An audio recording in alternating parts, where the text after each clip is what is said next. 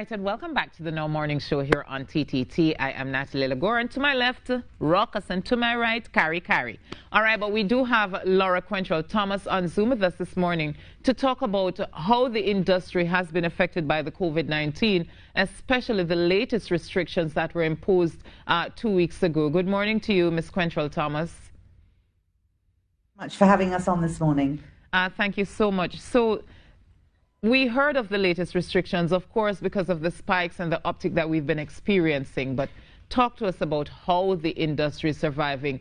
Was it able to survive another shock? Because that's how I see it. Another shock to its system. So just to kind of clarify, the services sector, which is really what our association represents, is very broad. So the TTCSI membership covers everything from Calypsonians to yachties to architects, accountants, HR professionals, project managers. So the services sector, as distinct from the manufacturing sector, really is very, very broad.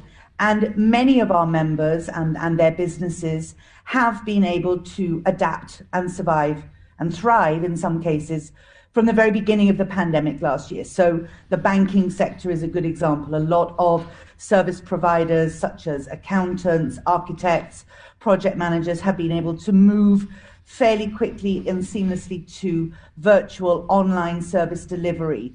So many organizations have been able to implement remote work and carry on their business. So there's been a certain percentage of the services sector that actually has adapted quite successfully to the COVID pandemic. Where we have seen the real challenges are, first of all, the micro and small businesses that we represent.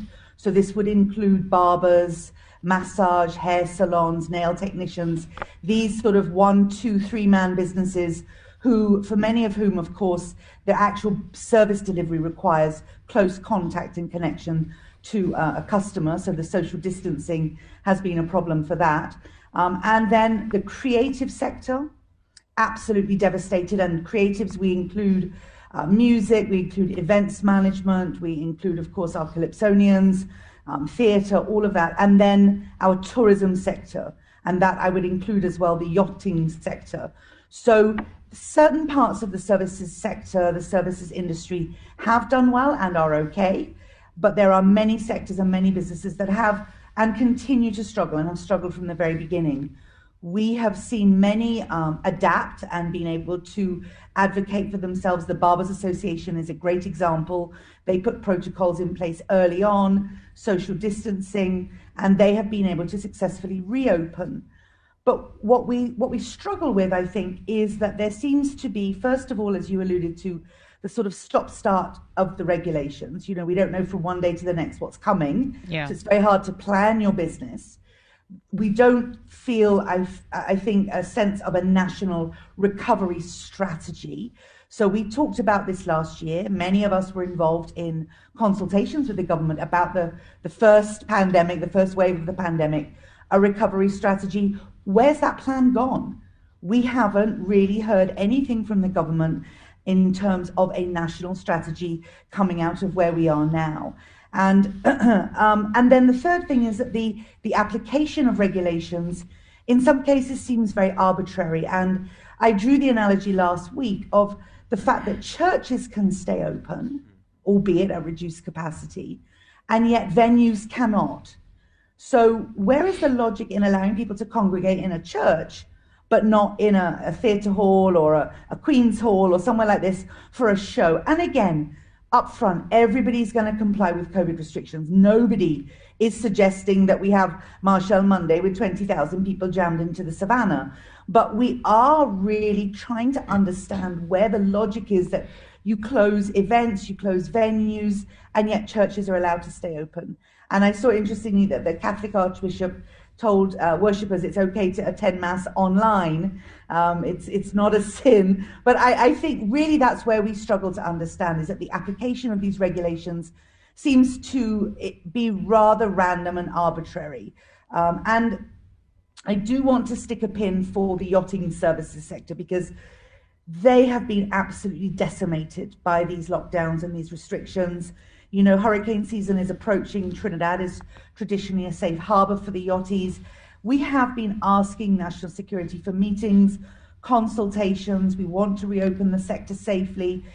And, you know, it's frustrating because we're really not even getting the opportunity to dialogue. So the business community is not asking for money. We're not asking for any more grants. What we're asking for is dialogue, a conversation about a strategy. Where can we support the government for some of our smaller members, our smaller businesses, deferrals of tax payments, you know, making sure that VAT refunds are paid on time. There's a number of things. I don't know how much time we have this morning, but really that consultation and a sense of a national strategy.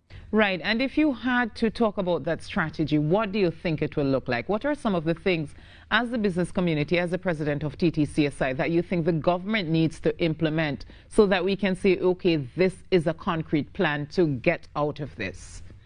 Right. So there needs to certainly be, if we're talking now, we're almost in May. So we need a plan for the next 6 months to the end of the year. So what is the strategy going to be, almost sector by sector, with the sectors that are struggling? So things like the full proclamation of the procurement regulation needs to be a priority so that members in the construction and that sector can start to get back on their feet. Many contractors have not yet been paid. We need the government to step up and make payments on work that's been delivered, so to help these businesses get back on their feet. We need incentives for perhaps sectors like our animators and our creative sector, so that there can be a certain amount of support to help them get back on their feet, whether it's media, whether it's partnering for government events, online events, that kind of thing. We do desperately need the e-government to get moving. The ease of doing business in Trinidad and Tobago, as we know, and I know you've talked about it as well, has been a challenge for us. And just on a sidebar, I fortunately was able to get my COVID vaccine this weekend, and very impressed with the service and the rollout, and it was quite professional, very quick, and yet there was not a computer in sight. Everything being written on pieces of paper, everything being handwritten. And I think, you know, this was a brilliant opportunity for the Ministry of Health to begin to build a national health database. They could have partnered with the private sector. We could have implemented the technology, the databases, to start to build what we should have, a national health database, so that everybody's health records from birth to death are centralized, accessible by all health centers and so on. But, you know, we're photocopying and we're doing it on clipboards. And that I found was a little frustrating, because somebody now has to input all this data if indeed it doesn't end up in a box somewhere. Right.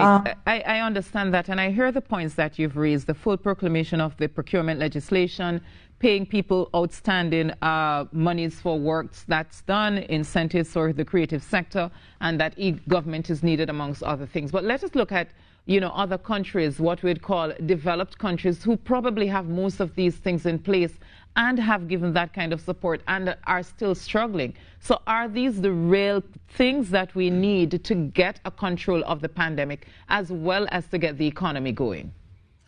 Well, it's a good question, and I think in some ways it's good to compare ourselves to other countries and to learn from them, but it also sometimes isn't very helpful, because we find ourselves in a unique context. Certainly in the Caribbean, you know, there are different constraints and there are different issues that face small islands and small economies. And I do think the government needs to, and the business sector, and I want to say very clearly that we are absolutely committed to partnership with the government to really explore and examine what can we do to get businesses back on their feet. What can we do to, yes, learn from other countries, to, for example, improve access to foreign exchange. You know, this has been a concern for the business community for well over a year, and we don't know what the plan is, what is being done to improve access and ease access to foreign exchange, because this helps drive the economy. The yachting sector is a sector that generates foreign exchange, and yet it's being really clamped down on and unable to move, unable to operate. So these things are connected. You know, if we felt, and again, very willing to partner. I heard somebody was commenting, I believe the TT Chamber, asked recently the government to help business.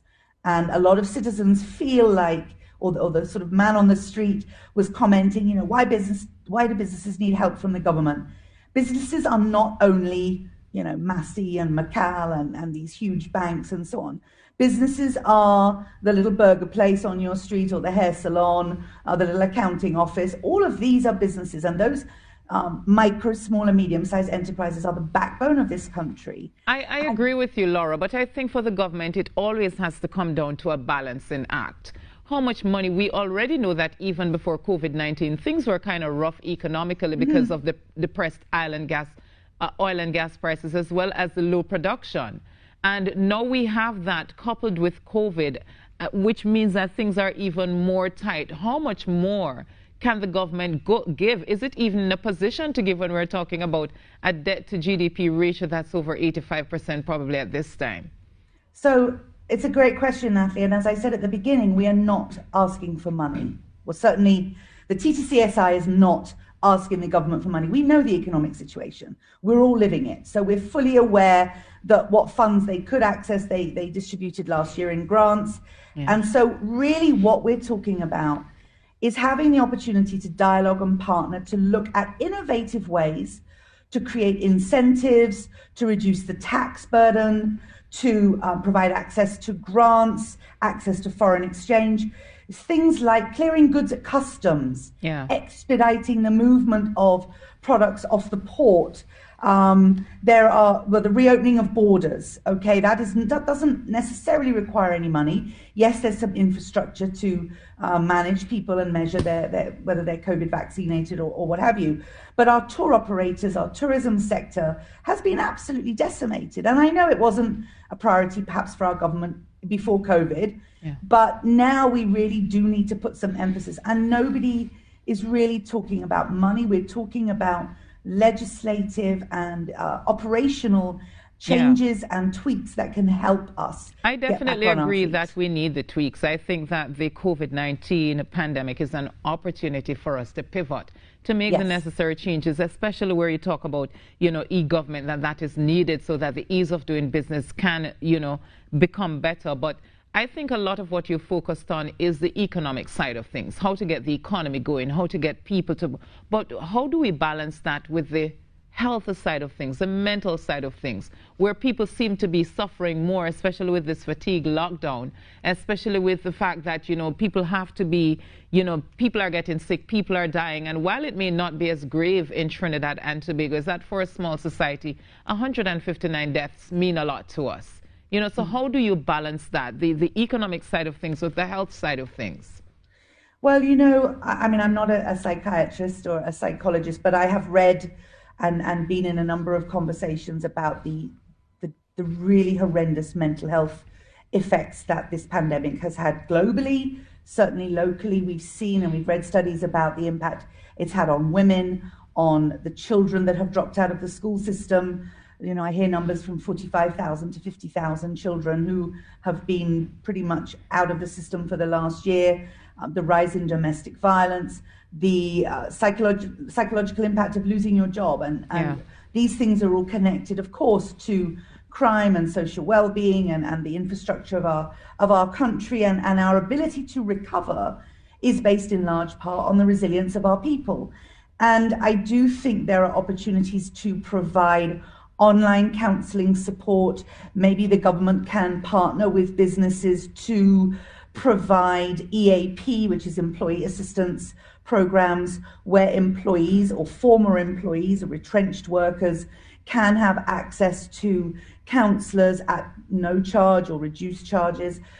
There are, in the States, I've seen a number of online help systems where you can text a counselor or call in anytime, day or night, and speak to somebody when you're feeling down. So again, I'm not a mental health expert. I don't know what all of the different services that are available or should be available. But I do think, again, there's opportunity for partnering. Every member of parliament in this country should be aware of the constituents in his or her constituency who've lost their jobs, who are suffering in the home financially because of violence, because of children not being in school. And you don't we think do this not is have happening? a large country. You don't think this is happening?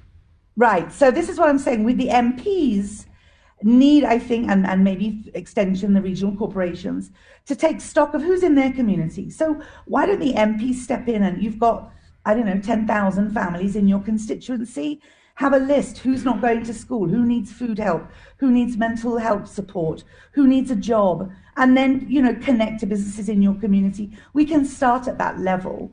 But again, I don't know that is being done, or perhaps even being talked about. I'm not really sure. Yeah. I hear you on trying to communicate. Is there any, what is it that TTCSI plans to do to get into that communication with government so that probably we can chart a way forward? As you said, that's really needed right now. Yeah, absolutely. I mean, dialogue is really the essence of what we need. We need a proper national strategy. So the TTCSI continues to advocate on behalf of our various member associations. We continue to be optimistic. We write letters, as I like to say. We keep banging the drum until somebody opens the door and lets us in. And really, that's our role, is to continue advocating. We are directly connected to Ministry of Trade. That's our line ministry. So we do partner with them on a number of projects. So again, the services sector is very much connected to and talking with the Ministry of Trade. What we need now is action. We need a concrete plan. We need a strategy for the next 6 months, the next 12 months, the next couple of years, that we can all buy into and support the government in our recovery. Thank you so much, Laura Quantrill Thomas, and I hope that we get that strategic plan going forward. I really do. Thank you. You're most welcome. Laura Quantrill Thomas, you're speaking to us. Did you all know that the TTCSI, the services sector, accounts for 60% of gross domestic product in this country? You see, so it's a huge sector and a very critical one. All right, we're going to take a break, and when we come back, toss over to Carrie.